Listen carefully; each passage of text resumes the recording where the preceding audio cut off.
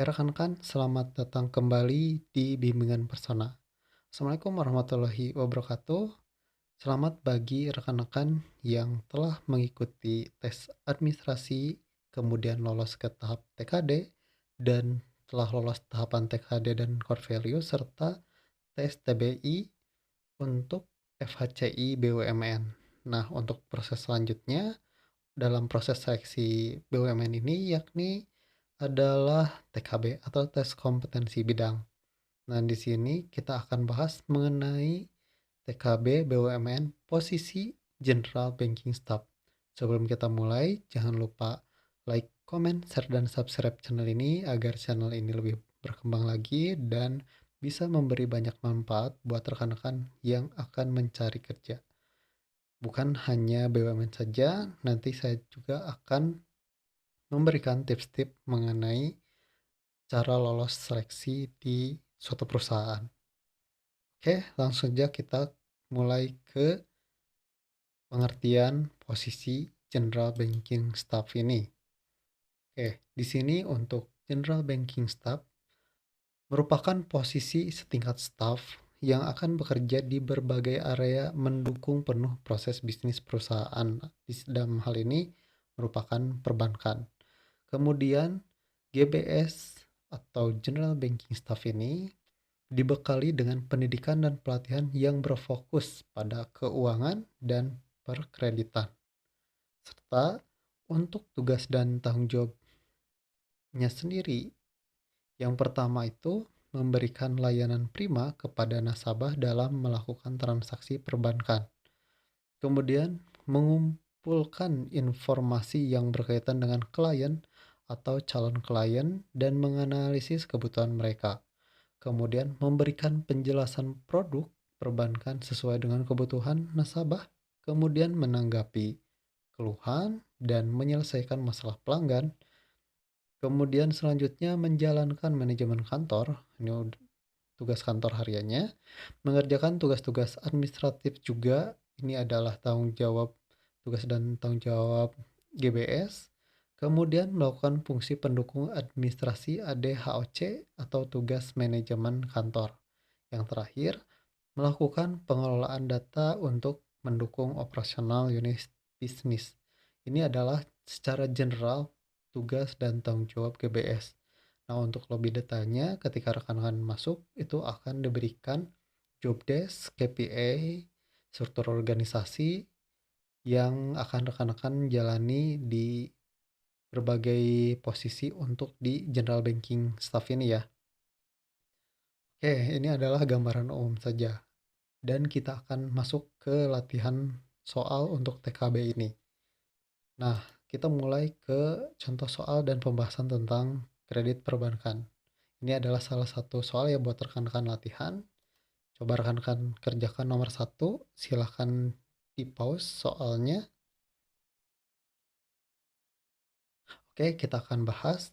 Yang pertama, suatu keyakinan pemberi kredit bank bahwa kredit yang diberikan berupa uang atau jasa akan benar-benar diterima kembali di masa mendatang adalah satu unsur kredit yang disebut A. Kesepakatan, B. Resiko, C. Jangka waktu, D. Kepercayaan. Nah, untuk jawabannya sendiri, itu ada 5 unsur kredit. Yang pertama, kepercayaan. Yang kedua, kesepakatan. Yang keempat, jangka waktu. Yang kelima, resiko. Yang keenam, balas jasa. Nah, di sini yang dimaksud dalam soal itu maksudnya ke D. Jawabannya kepercayaan. Karena di sini kepercayaan merupakan suatu keyakinan bagi pemberi kredit bahwa kredit yang diberikan benar-benar diterima kembali di masa yang akan datang sesuai dengan jangka waktu kredit. Jadi untuk soal yang pertama itu jawabannya yang unsur kepercayaan. Ya, sisanya rekan-rekan bisa baca ya unsur 5 unsur kredit. Di sini kita lanjut soal nomor kedua. Silakan rekan-rekan pause dan dikerjakan.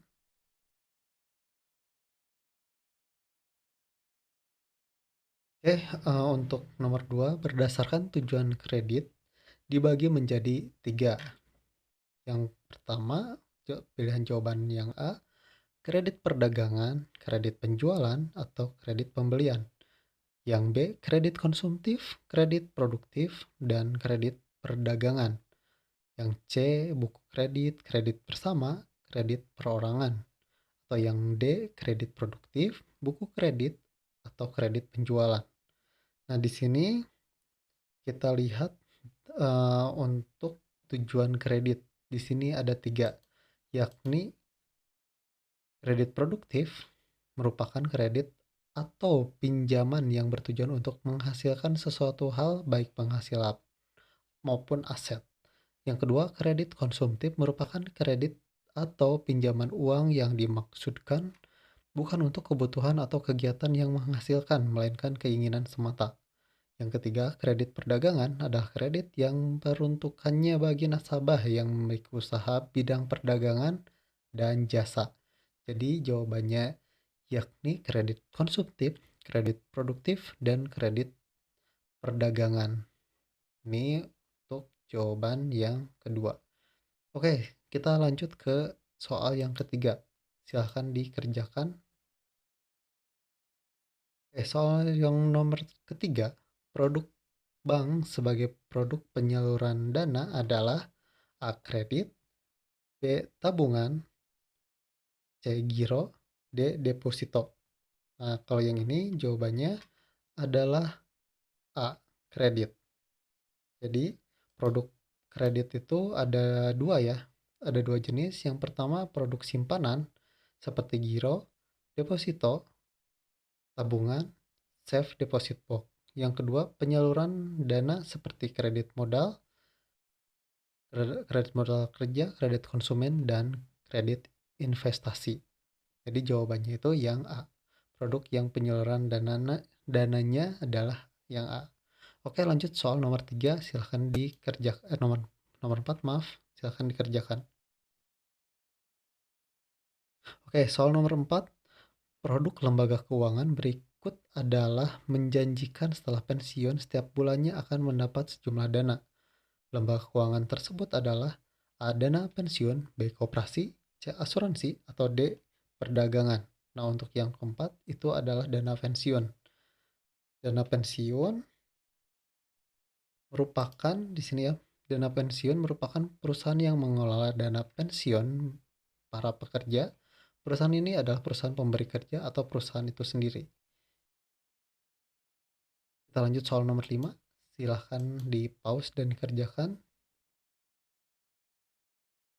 Ya, untuk soal nomor kelima, di sini di bawah ini merupakan kredit berdasarkan kegunaannya, yaitu A. Buku tabungan dan kredit investasi, B. Kredit debit dan kredit kartu kredit, yang C. Kredit investasi dan kredit modal kerja, atau yang D. Kartu kredit dan kartu kerja. Untuk jawabannya yakni yang C. Kredit investasi dan kredit modal. Nah, untuk pembahasannya di sini kredit investasi merupakan suatu utang atau pinjaman jangka panjang yang diberikan oleh lembaga perbankan untuk membiayai operasional bisnis tertentu.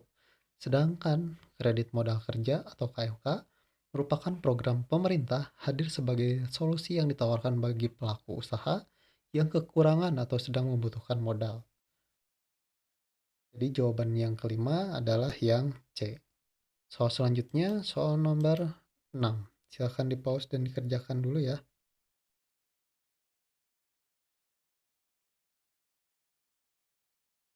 Oke, untuk soal nomor 6, analisis yang digunakan untuk mengklasifikasikan nasabah ke dalam klasifikasi tertentu atau golongan-golongan tertentu berdasarkan modal, loyalitas, serta karakternya adalah A. Prospek, B. Profitability, C. Purpose, atau D. Party. Nah, untuk jawabannya sendiri yakni yang D.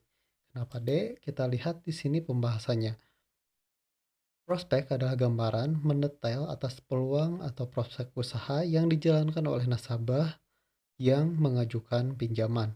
Yang kedua, profitability adalah kemampuan calon peminjam dalam menghasilkan keuntungan atau laba. Yang ketiga, purpose, yaitu berkaitan dengan tujuan dari calon peminjam dalam mengajukan kreditnya pada lembaga keuangan. Jadi, untuk soal yang 6 itu yang yang digunakan itu yakni D. Farti ya. Oke, lanjut ke soal berikutnya. Soal nomor 7 silahkan di-pause dan dikerjakan.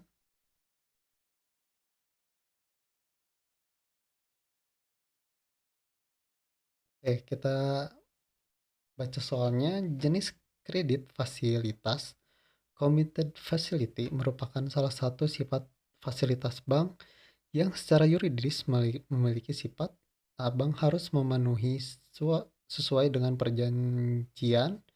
B. Bank tidak mempunyai kewajiban untuk memenuhi yang diperjanjikan. Yang C. Bank dapat mengubah tanpa persetujuan nasabah. Atau D. Dapat menangguhkan fasilitas yang diberikan kepada nasabah. Untuk jawabannya sendiri yakni yang A. Committed Facility merupakan fasilitas yang secara yuridis bank berkewajiban untuk memenuhinya yang sesuai dengan yang diperjanjikan, kecuali terjadi suatu peristiwa yang memberi hak kepada bank untuk menarik kembali. Yang ketujuh itu jawabannya yang A ya. Kita lanjut ke soal berikutnya, soal nomor 8. Silahkan di-pause dan dikerjakan. Untuk soal nomor 8, kredit yang cara pelunasannya menggunakan sistem tanpa angsuran, maka cara pelunasannya adalah A. Dengan membayar keseluruhan, B. Dengan dicicil plus bunga, yang C. Dengan dicicil pokoknya saja, bunganya belakangan, yang D. Dengan cukup membayar bunganya saja. Ya, untuk soal nomor 8 jawabannya yang D.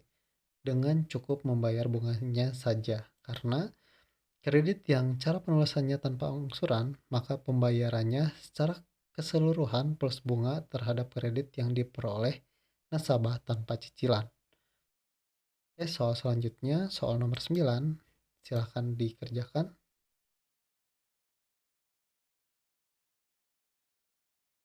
Ya, untuk nomor 9, suku bunga yang diperhitungkan dari sisa jumlah pokok pinjaman setiap bulan seiring dengan menyusutnya utang yang sudah dibayarkan oleh debitur merupakan pengertian dari A. Suku bunga tetap, B. Suku bunga mengembang, C. Bunga efektif, D. Bunga anuitas.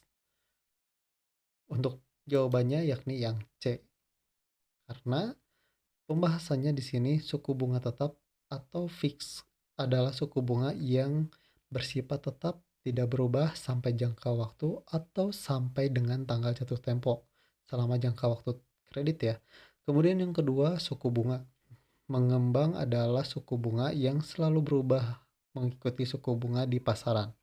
Yang C, bunga anuitas adalah metode perhitungan bunga yang mengatur jumlah angsuran pokok ditambah angsuran bunga yang dibayar agar sama setiap bulannya. Jadi yang jawabannya soal 9 jawabannya yakni C, bunga efektif. Oke, selanjutnya soal yang ke-10. Silahkan dikerjakan. Ya, untuk soal nomor 10 kita lihat di sini berikut yang bukan peranan kredit bagi perekonomian adalah A. Memperoleh laba, B. Meningkatkan pemerataan ekonomi, C. Menggairahkan dunia usaha, atau yang D. Menjaga stabilitas ekonomi makro. Nah, untuk di sini jawabannya yakni A. Memperoleh laba. Karena di sini peranan kredit dalam perekonomian. Nah, kita baca satu-satu ya. Yang pertama, kredit ternyata dapat meningkatkan efisiensi penggunaan uang atau modal dengan meningkatkan produktivitas masyarakat. Yang kedua, kredit dapat meningkatkan efisiensi penggunaan barang karena kredit dapat membantu proses produksi dari bahan hingga barang jadi dan sekaligus juga membantu pemindahan barang dari produsen kepada konsumen dalam proses marketing. Kredit ikut melancarkan arus barang. Yang ketiga, kredit dapat meningkatkan arus peredaran lalu lintas uang, misalnya melalui penggunaan cek, giro, wesel, promes, dan kartu kredit yang diterbitkan oleh bank. Yang keempat, kredit dapat menjadi alat stabilitas ekonomi yang dikeluarkan melalui kebijaksanaan ekspansi, dan kontraksi kredit, misal dengan politik diskonto oleh bank sentral. Yang kelima, kredit dapat berfungsi sebagai jembatan untuk meningkatkan pendapatan nasional suatu negara. Yang keenam, kredit dapat menciptakan daya beli baru bagi para debitur, meskipun debitur-debitur itu tidak memiliki uang tunai dalam saldo neracanya. Ini untuk pembahasan soal nomor 10. Oke, selesai ya untuk salah satu contoh soal posisi general banking staff ini. Mudah-mudahan ada gambaran nanti rekan-rekan ketika mendapatkan TKB dengan soal akademik seperti ini. Oke, sekian dari kami. Mudah-mudahan bermanfaat. Sampai ketemu lagi di video selanjutnya. Wassalamualaikum warahmatullahi wabarakatuh.